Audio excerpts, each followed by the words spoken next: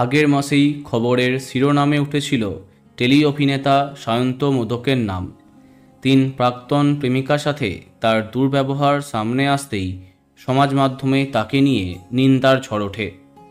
প্রথমে তার বিরুদ্ধে সরব হয়েছিলেন কিরণ মজুমদার, পরে তার পাশে দাঁড়ান দেবচন্দ্রিমা।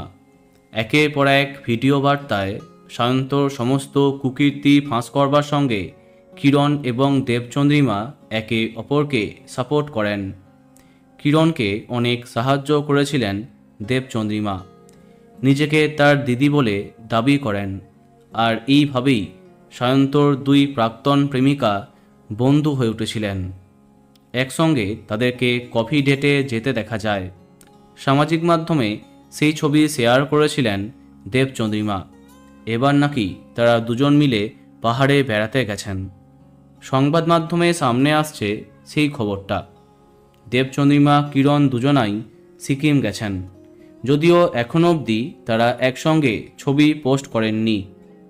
তবে তাদের একাধিক ছবি দেখে মনে হচ্ছে তারা দুজনা একসঙ্গে সিকিম ঘুরতে গেছেন। একসঙ্গে ছবি এখনও না দিলেও ছবির ব্যাকগ্রাউন্ড দেখে বোঝাই যাচ্ছে তারা একই সাথে ঘুরছেন এবং তাদের বন্ধুত্ব বেশ মজবুত হয়েছে। টেলিপাড়াতে তাদের বন্ধুত্ব এখন আলোচনায়। বন্ধুরা, ভিডিওটি এইটুকুই।